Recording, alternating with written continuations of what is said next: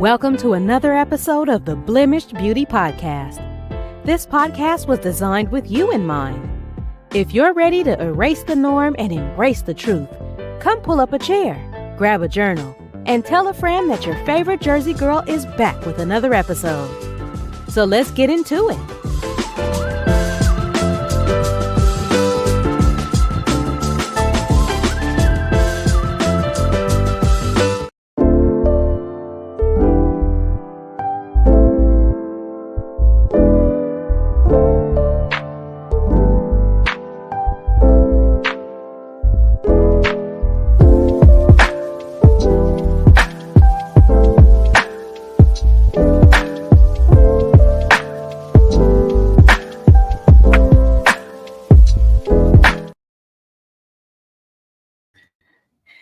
Hey, Coach.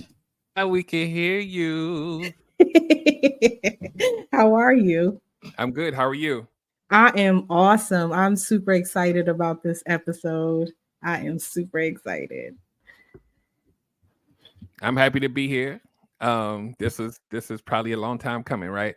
Yes, it's been a couple months. We had to get our schedules coordinated, but it's okay. We here. Yep. Absolutely. I'm ready for this one. Yes, this is going to be good. So I want you to start off just telling the people who you are and how you got into being a life coach. Okay, so my name is Derrick Jones, aka Coach Derrick, and I am a certified relationship coach and a certified self-healing coach. And I help people learn how to heal, because we're always told that we need to, but I help you learn how. So I'm kind of more like a healing journey coach. I want to make sure you get that healing journey together before you start dating and relationshiping so that you can do it better. And my journey to get here was a long one, but it was an educational one. It didn't always start out. I started out trying to just teach people how to think differently. Then I turned into being a certified life coach. And then that, I realized that I couldn't save everybody doing everything. So I niched it down to relationships because I have a lot of history with that and a lot of knowledge on that. And then you combine that with the training. And then from being a relationship coach, I realized that a lot of people haven't even healed or attempted to heal. So I was like, there's a gap there.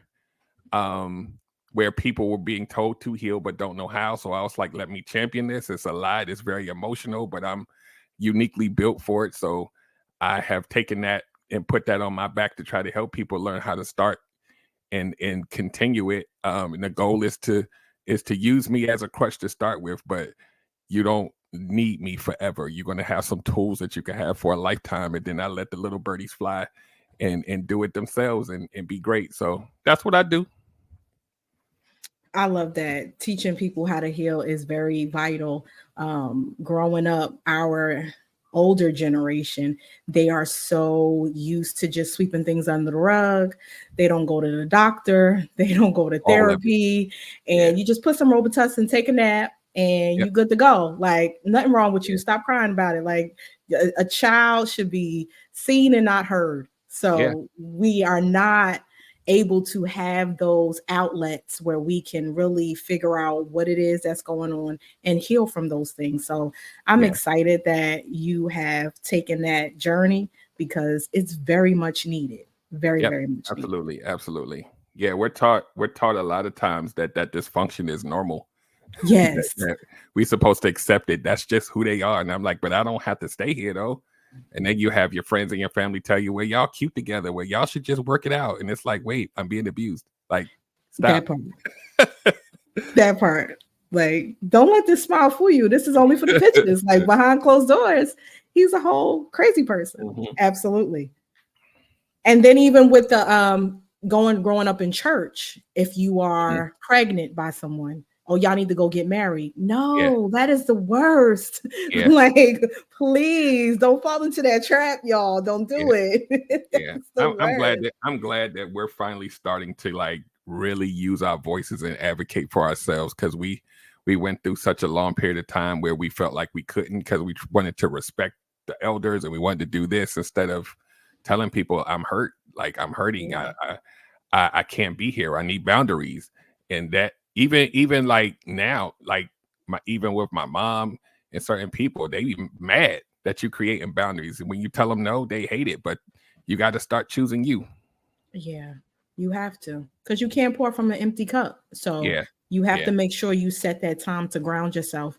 Boundaries are important, and a lot of people don't even know what that is. Right. Exactly. This is one of the biggest things like that I find in coaching is some people don't even have any. They just looking for somebody to make them feel good, and they don't even like look both ways before they cross the street. They just run into traffic and hope they don't get hit. And I'm That like, part. hey. So And that's where you come in, because you help them I have set those to. boundaries. I hate seeing the train wrecks when I'm like, wait, just pause.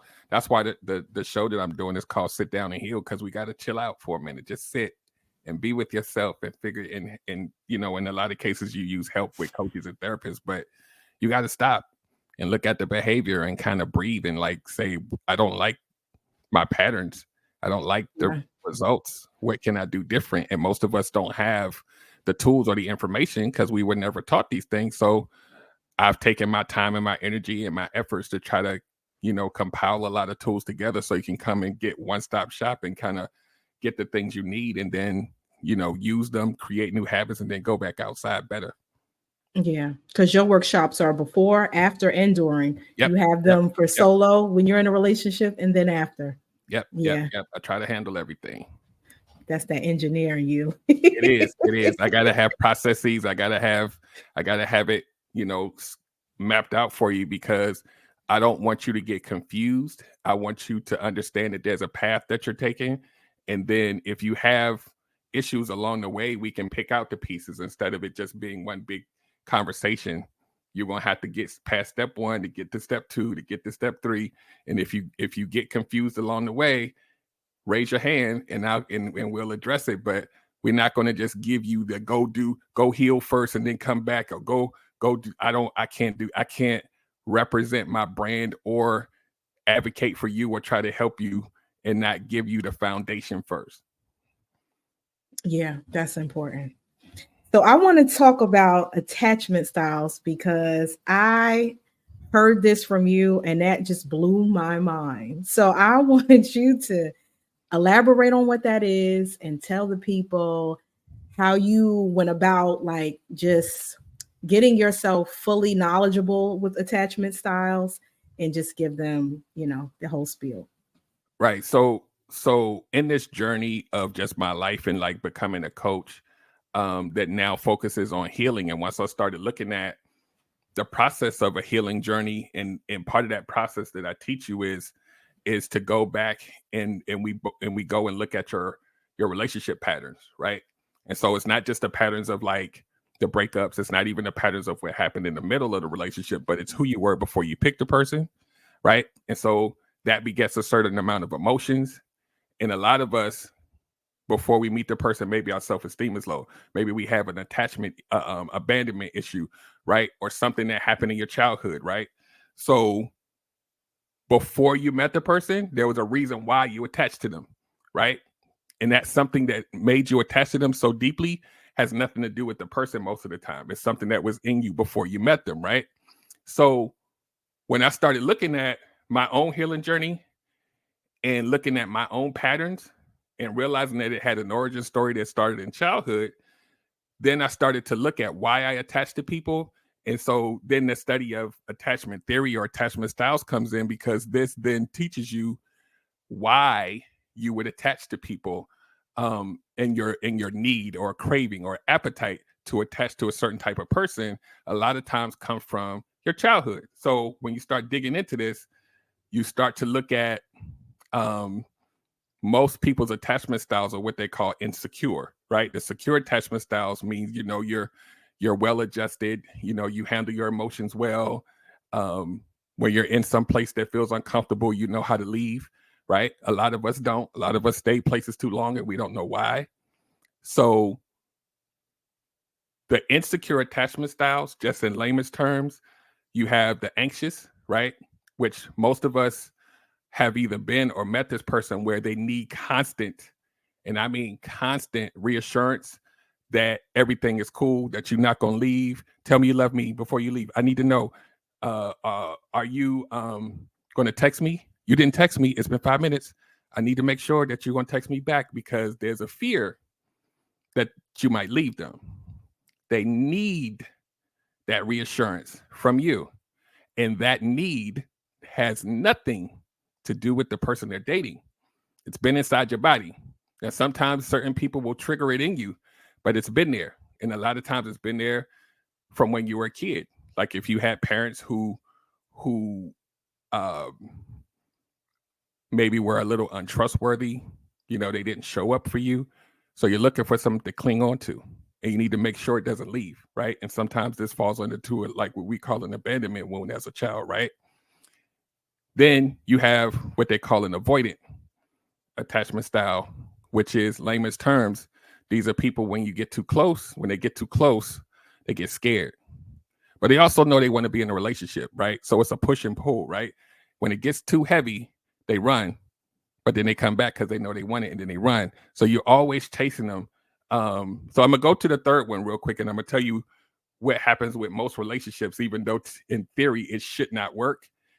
The fearful or disorganized avoidant is like one that they say is like the most, the child has dealt with a lot, like abuse and stuff like that, because it's almost like a combination of the anxious and the avoidant. And so it's harder to regulate this type of a person because they're just kind of all over the place because they're afraid of literally everything. But a lot of times the anxious and the avoidant end up in a relationship together because they diametrically oppose each other, but they're best suited to kind of almost trigger each other into chasing each other, right? So like you have someone that needs to have constant reassurance, so they're always chasing you for the reassurance. And then you have someone that runs, but they come back. So now you're chasing them. They have to run for you to chase them, right? And then the other person that is an avoidant, they're going to get triggered by you chasing them. So then when you back off a little bit, they kind of come back, and then it becomes this thing, right?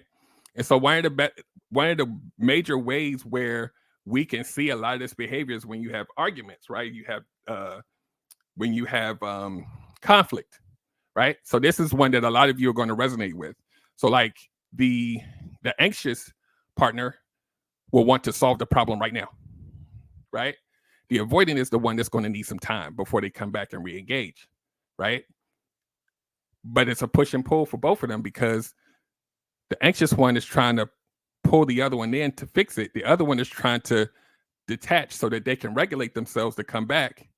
So the person that's chasing is making the one that needs the time mad, right? And the one that needs the time is making, did I do that? Maybe it's something on my phone. Yes, Maybe that's that thing. stuff you talking. That's what it is. It's fireworks.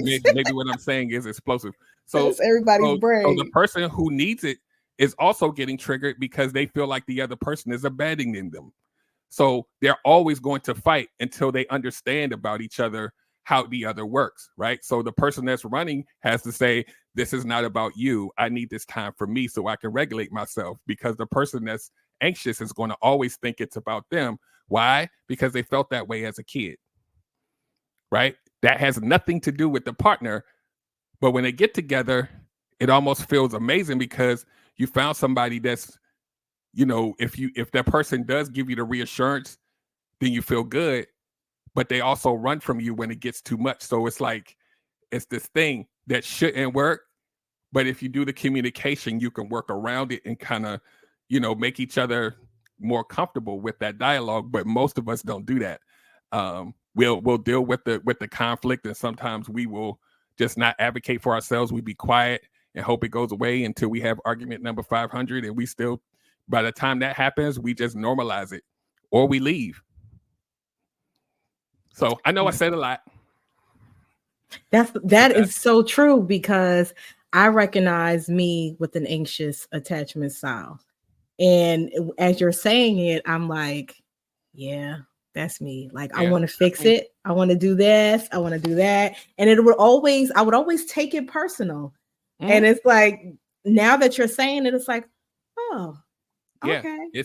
it hurts when that person need to leave the room or they need time, and I'm like, well, how much? Yes. Can you tell me how much time? Because I need it right now. You be having anxiety over it, and the solution that I had to have with my wife is because it would piss her off that I wanted to like not let her have the time. I didn't want her to have Yeah. 2 seconds, and she'd be like, Oh. you're making it worse." And I'm like, Mm. but you're running for, and so we had to sit down and really talk about it. And I had to learn to calm my anxiety a little bit because I understood what I learned, what made me understand it more is a lot of people who need that space. It's not just them detaching from you. It's some physiological stuff that wells up in their body that they have to calm to make them feel like they can talk. So when I realized that it was just more than her leaving the room, I was like, I have to allow her system to calm down so that she can re-engage. And when I backed off a little bit, the time that she needed got less. So we both kind of got, and then the way that our relationship moved from there was magical because now we were able to communicate better. But without that, it's always going to be like this. Always. So what did you do personally from one attachment style to another one, me and you?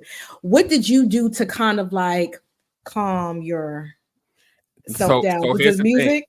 It's no, well, it's not even that, right? Because a lot of times you're going to have to do it while you're in the middle of the looming conflict or whatever, right? So for me, it's always in us, right? It's always going to be there, but when you have a better understanding of the person that you're with, having real vulnerable dialogue about how you feel when these things happen, then it made me understand more. Because a lot of times we're made to assume that, this person is angry because of this, instead of them saying, no, I was angry because you didn't make me feel safe. So now I'm like, I didn't. So now we start to get into, and I'm like, okay, so I need to move different. So it's the dialogue, really. Personally, though, I'm not a conflict. I don't, outside of my home, I'm not outside like having conflict with I'm the type of person where I don't even put myself in those situations. But in general, my grounding techniques is normally the music. Music for me grounds me, detaching from the environments where I have the most stress. Just for a period of time, like just leaving the house, because the house is where you stress over the bills and the kids and all that stuff. And sometimes you just need to step outside and get some air, go sit down somewhere. Sometimes I go to Starbucks and just sit in there and clear my mind and come home and reset. But I don't do all that arguing. I can't. It's that another reason why I'm anxious, because I don't do conflict. So when it comes up, I'm like, can we fix it? But here's the thing: as an anxious, your need to fix it isn't even about the relationship. It's for you to feel better. It's a selfish act, right? And that's why the fix is for you to understand the person, so it becomes about the couple and not the person. And not just you. Yeah. Yep. That's good. That is definitely. So do you think you would ever, because you said it's always there, do you think it would ever get to a place where it's secure? Yeah, it's more secure now than it was when we first, like, and it's something that's probably been in me my whole life, right? I'm more secure, but ain't 100%. The little jitteries still be there. Like it's always gonna be there because it's been in me my whole life, but I've learned how to regulate it better. Handle it. It's always there. It's like that movie Inside Out, the cartoon movie that they have out now with the girl with all the emotions. Yep. That is a child movie, but it is so golden because that's exactly how it is. That's a beautiful movie. I encourage anybody to watch that. I'm always, I'm a fixer, so I need to fix it. Too. It's never going to lead. I do it with work. I do it with coaching. Family, friends. That's why when I coach, I've watched people so much in my own life and in the coaching that when they tell me stuff, I figure it out real fast because I need to get to the solution so we can keep moving. That doesn't mean the coaching is fast, but that initial assessment, I'm like, okay, this is what you need. Boom, boom, I'm boom. like, and I will figure it out, and I will figure out the pattern because that's just how I'm built. So when you say, are you more secure? I don't know if I could ever be 100% in that sense because I always have that need to fix it. A lot of men are like this too. We just want to fix it so it can go away. But sometimes you got to go through to get to the other side. And that's the hard part. That's where you got to sit down and heal, right? So when you're dating so once you know your attachment style, you know how you operate, you know how you're wired. When it comes to dating, what should you look for? So if I have an anxious attachment style, should I look for somebody that is like you said with your wife? No. So here's the point of correction in that, right? You're not looking for an attachment style. You're looking for someone who you can communicate well with, because it ain't going to never be perfect. But if attachment style, like if you're anxious and you meet and avoid it, it doesn't mean you can't work. You just need somebody that's able to communicate who they are and how they are, right? Then the other part to it is, once you know that you have an anxious, then once you start to go a little bit overboard, now that you know it, you'll be like, wait, that's the anxious part of me. I need to calm down. But without that information, you're probably gonna piss somebody off, because they like, why do they need me to keep calling them all day? We talked 2 times. And you're gonna be like, I just need to hear from you before I go to bed. I just need for you to make sure you call me before you go to sleep. And then the person be like, oops, I accidentally fell asleep. I was tired. And you be like, so who was over there? Like you be you yes, you go from 0 to 100 real quick. Like, yes. Yeah, you will drive you, because you're thinking, if something else is going on, they might leave me. What are they doing? Who they didn't call me before they went to sleep. And the person is over there snoring. And you're like, in your mind, you're creating it's anxiety. Anxiety is trying to predict the future. Yeah. Yes, like it's a whole thing. And you know what? That's a lot of the reasons why I think people have children and they get married, because it's not about them wanting to be, it's about them having that person that they feel will always love them, or to just be around. Absolutely.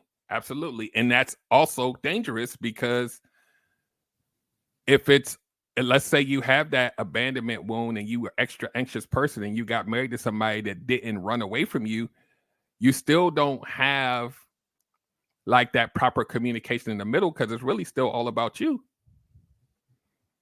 So like, what happens if the imperfect person that you married triggers that attachment style enough for you to get pissed off and lash out at them because you got triggered? So now you're inadvertently possibly hurting someone's feelings that you love. And a lot of times the other person has their own issues that may get triggered by your backlash to them, right? This is why the communication is important. They may not tell you because they don't want that backlash again, because it comes from something that they've seen before. And now you have somebody sitting at home stewing and resenting you, and you don't even know what's happening. That's why it's important for us to be self-aware about ourselves, understand our childhood wounds, understand our attachment styles. It sounds like a lot, but once you learn it, it becomes a part of who you are. Yeah. It becomes a part of your vision. It becomes a part of who you choose and how you choose. And when those things trigger you, you're going to be like, wait, this ain't about them. Yeah. I apologize to you. I didn't mean to do that. I'm working on me. Right? You have to start to understand how to manage yourself when you're triggered, because sometimes you're going to get triggers that you didn't train yourself for. But you do have, what I teach you is to have a bed of tools, so that even if it's one you're not used to, you know how to ground yourself for any trigger. Right. Doesn't mean you're going to be perfect, because you might lash out or whatever, but you can reel yourself back in and say, wait, I know who I am, and that's not it. I know where this is coming from. Yeah. Mm-hmm. Who's doing the driving? Is it me, or is it my young self? Yeah. Yeah. That honest dialogue, like the comment said, the honest dialogue, it's not easy. But once you get there, that thing is magical. But it's not easy because we want to give our partner, we try to give them the best versions of ourselves. Even when we're in dating or even in marriage, sometimes we don't want them to know that argument hurt my feelings. We don't want to have the dialogue, a lot of times men and women, like, this week I'm depressed. I can't do all of the stuff that's on the task list. And if you don't say it, then the other partner's like, why you didn't? What's wrong with you? You sitting down when you came home from work. You're supposed to be mowing the lawn. What the hell? And that person's like, all right, let me go ahead and do it. When they should have said, you know what, my boss, today I just can't. If we don't do that, we don't give our partners a fighting chance to help us. So what we do is, while you're getting mad at me for not doing the task, I'm getting upset at you because of how you came at me. But it's my fault because I didn't speak up. But we're not taught to speak up. We're taught to kind of just do. And so it becomes this thing. And sometimes the end result is, over time, I don't see you no longer as the beautiful woman that I married. I see you as the person that's always telling me that I'm not doing the task, but I never told you that I was stressed out that week. I never told you that I was depressed because of how this made me feel. I didn't tell you I was depressed because I didn't get the promotion. I just came home and tried to make it look. But y'all always see the difference in us. We just tell you we all right. Yeah. I'm good. So, it's okay. Yeah. But your whole attitude shifts. It changes. Everything. Yeah. The behavior always tells the story, no matter what the mouth does. You can watch, like, wait, you normally don't sit that long. You normally sit, but it's extra this week. Something's off. And sometimes they will fight you on the fact that nothing's wrong. But and the key in that is not to push. Not to push someone who probably has been raised all them lives not to talk about it. You got to give them a little bit of grace. Got to say, hey, something's off and I see it, but I'm not going to bug you about it. I'm going to let you sit for a minute. I'm going to go, do what I got to do, but just know that I'm here for you when you're ready, and back away. Yeah. And that comes with time and getting to know your spouse. And because you try to do that, you think it's going to be perfect in a year. It's not. Yeah. You'll be mad that person ain't talking to you. Like, this is the thing. And I'm not relegating this to a gender, but I'm going to use it for an illustration. The woman will get pissed off that the man isn't being vulnerable. And what a lot of times they say, like, when they come to me, they're like, how can I make him be vulnerable? Because I'm vulnerable, so he should be too. And I'm like, that's the wrong approach. Because you don't know what he's been through. Yeah. You can never assume that person's going to be just like you. It's like a competition. Like, I'm more vulnerable than him, and he's supposed to match me up here. You may never get that. You may never get that person to open up the same way you do. Good luck trying to get it.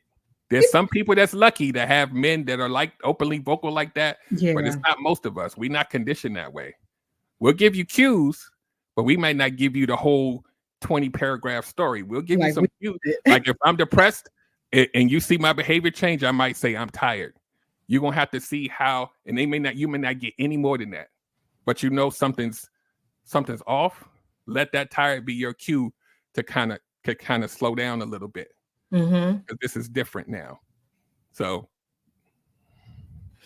I want to get into some of these comments because they are blowing up. Everybody's saying, hey. Let's see. Jasmine says childhood trauma is real. Kay says, I used to have an avoidant attachment style. It was bad.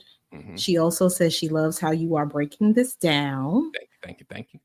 And she also said this is what her husband was working through. Her husband has an anxious attachment style and she has an avoidant one. And they have come a long way. That is awesome.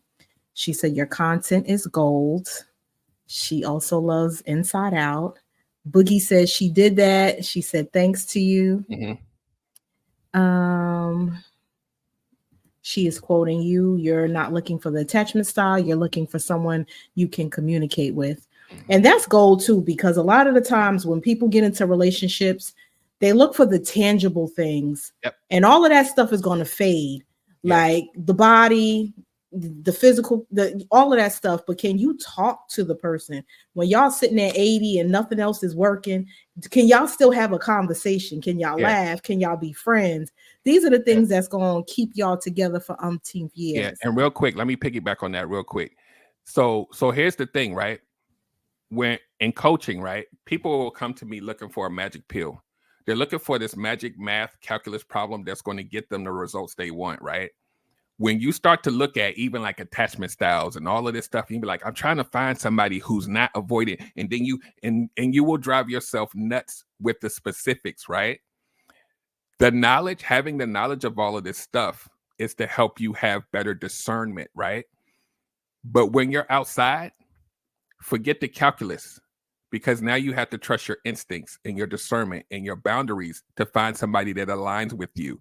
And it may not be the perfect math problem of I need to find this attachment style and I need to find somebody that's 75% healed and I need to find, you're going to drive yourself nuts. Find somebody that aligns with your core values, somebody that you can communicate with, and you build and you learn. And then you start to pull in some of the knowledge that you've learned to try to help you make a better judgment. But up front, that calculus will drive you nuts. It's a lot of people out here that's like, I will never date again because it's too hard. And I'm like, it's only as difficult. It's difficult to find your person, but dating is not hard. Qualifying people that don't supposed to be in your face, it's not that difficult if you have your antennas up.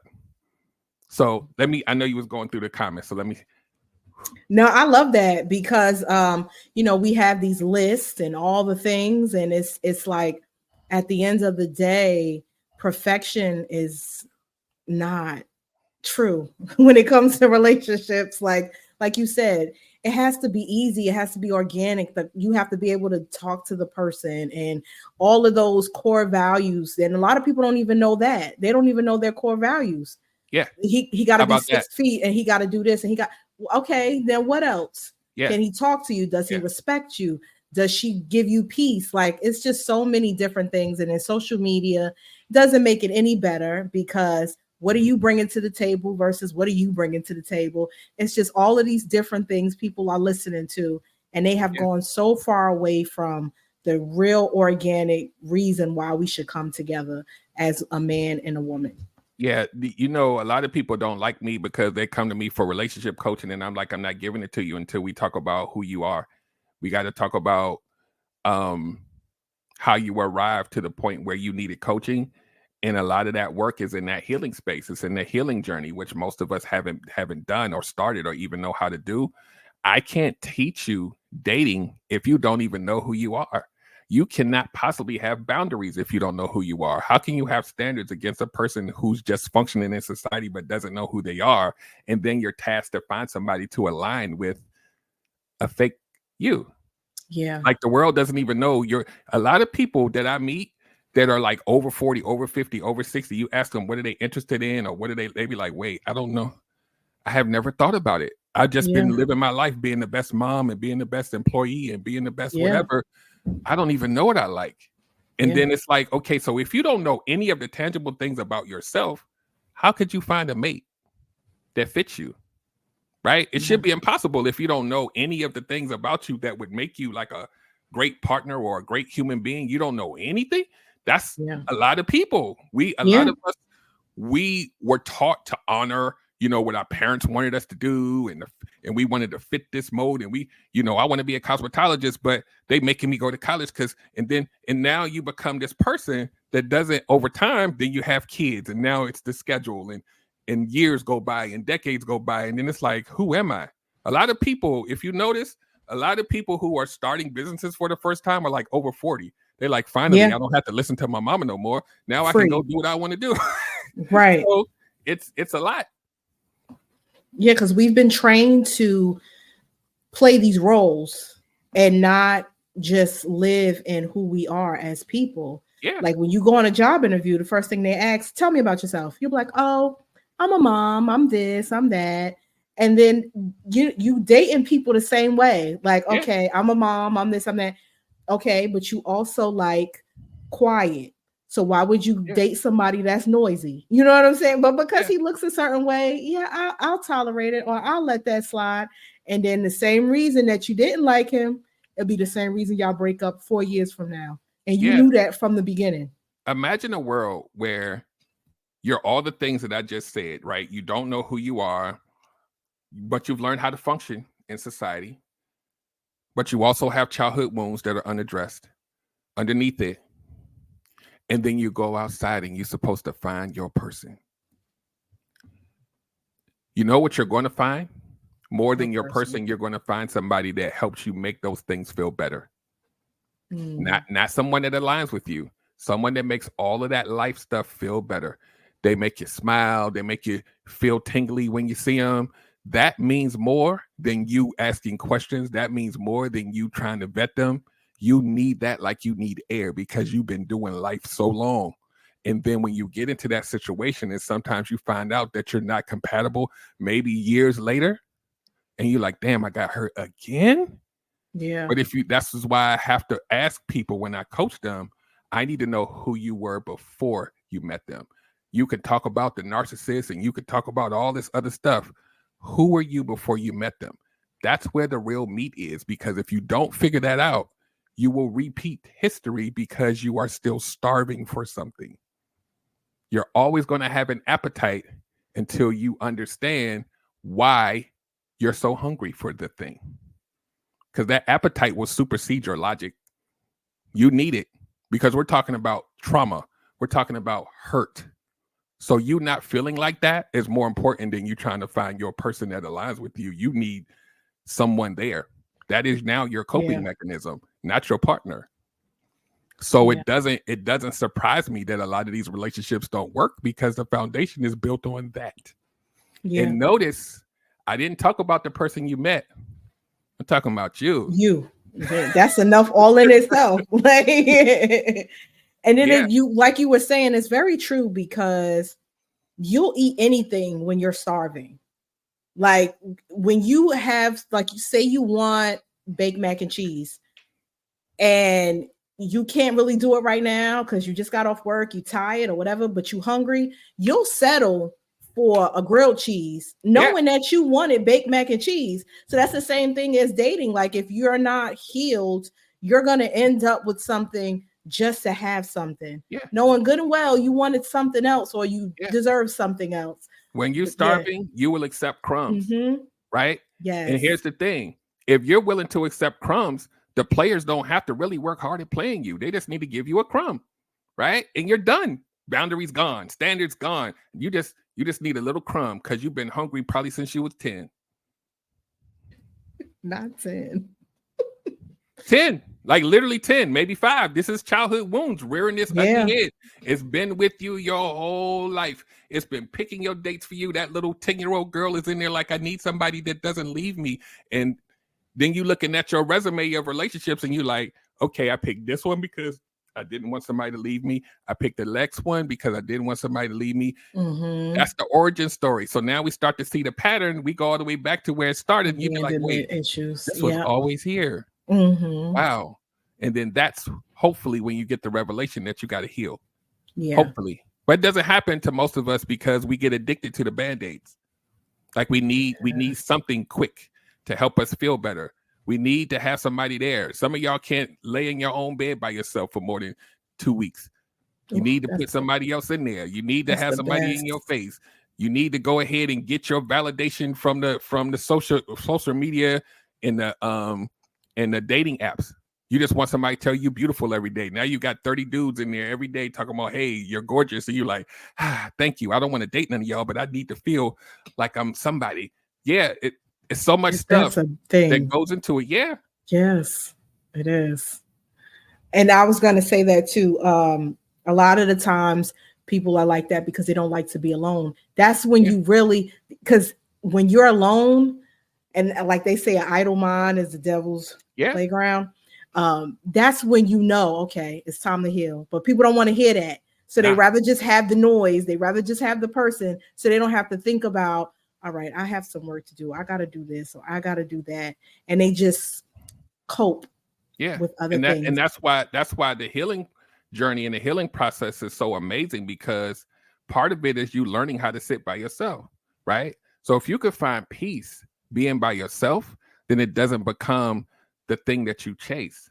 So now your decision making should be better because you've taken that off the board. The loneliness, all of that is back here now because I'm happy without it. So when I go outside, I'm not hungry. See, remember the appetite. I'm not hungry for it anymore. So when the player comes along and they throw the little crumb, you'd be like, hold on, man, I'm good. I'm not that desperate you're going to have to move around. Yeah. That's healing. That's the difference. Now you have more education, not about the dating world, but about you. Yeah. That's the majority of my coaching. It's not about telling you where to go and what questions to ask. If you know who you are and you create boundaries around that, I dare most of the players to get through your peace of mind if you're willing to stand on it. They don't have nowhere to go because your no is stronger than any game they have. Yes. I don't need to teach you the game. I just need to teach you how to keep boundaries that they can't run past. It sounds simple, but a lot of us let other things nullify the things that we learned. So we got to find that inner strength, that self-love, self-worth, self-care, all of the selves. You need all of that. But you can't have it if you're still out here. And a lot of you, instead of trying to figure this stuff out so that you can have the thing that you might want, it might be a relationship, might be marriage, might just be companionship, whatever y'all call it these days, right? You'll say, you know what? Don't want to work on myself. I'm just going to isolate, right? And then you find these people that's like, I haven't been on one date or met a person in 13 years and I'm good like this. But then they'll call me for coaching and be like, how can I find a husband? So really what you're doing is you're playing around. You're losing time now because you're not really being honest with yourself. Mm-hmm. There's so many people that'll tell you, I'm good. I'm good. I don't want to get hurt, so I'm going to just be by myself forever. But then when you see how they move outside and when they call in for coaching, it's a whole different story. So you're really living a lie. And you done wasted 5 years now on that lie instead of trying to understand yourself better. And pick better. Yep. I'm going to take this time to ask you guys who are watching. We appreciate you for all the comments. Y'all blowing these comments up. If y'all have any questions for Coach Derrick, put them in the comments. And I'm going to read some of these. Let's see. It's so many. I can't even. Tiffany Marie says she loves this topic. Hey, girl. Oh, you're going to have a lot to read if you back that. I know. I got to read a couple at a time. The behavior always tells a story. She's quoting you. Okay. Mm-hmm. We're not going to do the quotes. It's so many. Accountability. Breaking the Silence podcast. Accountability. Boogie. What you say, Boogie? Boogie says we have to stop giving out our resume. Yep. And revamp it before going out to date. That just made me think of like a job. Like you go to this job, you have the same old resume from 10 years ago. Yeah. And you go to this new job and it's like, you haven't learned any new skills. You haven't done anything. Like what? Let me tell you something else. That old resume, if you go into a brand new job in a different year, they're going to read the deficiencies and even your aptitude for even making it palatable in 2024. They're going to be like, wait, something wrong with them. It's the same thing with you. But here's the kicker. The predators are looking for people that have something wrong with them. so they're looking for your trauma and all the other issues that's coming out through you with that old resume. They're looking for you. You're going to have to revamp it. You're going to have to change habits and have new things on there that's going to help you be better, or they will smell you from a mile away. They're looking for trauma. They're looking for broken. They need that because it's easier. Why? Because you have less boundaries when you're out here dating with trauma. Your boundaries are not going to hold up because you're looking for crumbs. See how I did that? Absolutely. See, y'all blew up the comments, but nobody had no questions. Okay, cool. That's what's up. That means you answered all of them. I ain't answer all of them. They might be a little shy. They always have them. So, okay, I have a question. How do you know the difference between a childhood wound versus like a core need in a relationship? So the childhood wounds a lot of times don't. So what's the second thing you said? A core what? Like a need. Like it's just something that you need. So when you're talking about dating, your core beliefs and your core needs should be positives, right? There should be things that you're trying to find alignment against. Your childhood wounds a lot of times tend to be things that show up as a kind of almost like a I won't necessarily say all the way negative, but it muddies your decision-making ability. When you understand your core values, it should be very black and white. Childhood wounds live in gray, right? They ride in your subconscious. Your core values, your core beliefs should be in your logical area of your brain. The childhood wounds, you don't even know how it's affecting you until you see the results. And a lot of times it's negative because you don't have control over it.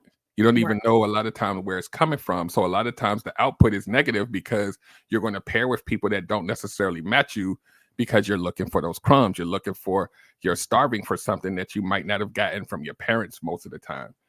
And a lot of times people don't understand childhood wounds because they listen to it and they hear childhood trauma, childhood wounds, and they're thinking about like physical abuse and SA and all of these kind of things.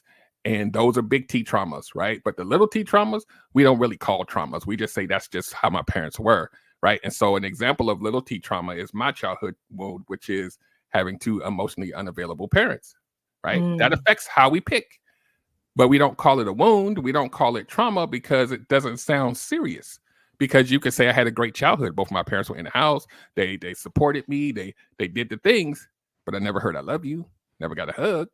This affects you, right? Yeah. So then you pick people because you're starving for something. So again, you take crumbs. You're not vetting them. You don't care about the questions. Do I feel good? Check yes. Okay, cool. Let's proceed. And you're not even going through aligning with the core beliefs and core values because you're starving. So this is important to realize whether you're starving or not, because that part of you is picking your dates for you. It's not the logic part. It will override it because it's trauma. So you have to make the trauma feel better above your logical decision-making skills. This is what we call shadow work. We got to work on that subconscious thing and learn that it exists, learn how to manage it. So that when it tries to pick your date, she'll be like, hold on, little girl, I'm gonna pick this time. Yeah. I learned about my boundaries. Calm down. I could feel you bubbling up, but I know what it is now. We can't pick those type of people no more. And when you get to a certain point of your healing journey, those people ain't even gonna be attractive to you anymore. You can be like, that used to be my type, but nah. Ew. No, I know I used to, I'm right here. I used to do it, but no, it's gonna stink. Because now you're looking at your future. Your trauma wants right now. So you're not vetting people for what they could be with you in the future. You just want to feel good now because of trauma. The little girl is like, at least they didn't leave me. They did call back, so we good, right? This is what we want. Forget those questions. They didn't leave. And now you're like, okay, so we can move forward now. That's a big check for us now. We'll worry about the rest later. And then a year later, you're like, I didn't know he was a whole narcissist. And you was never looking. That part. He was just available. Yeah. Yeah. Yeah. Kay has a question for you. She says, what are some good practical ways to work on your attachment style alone? So here's the thing. When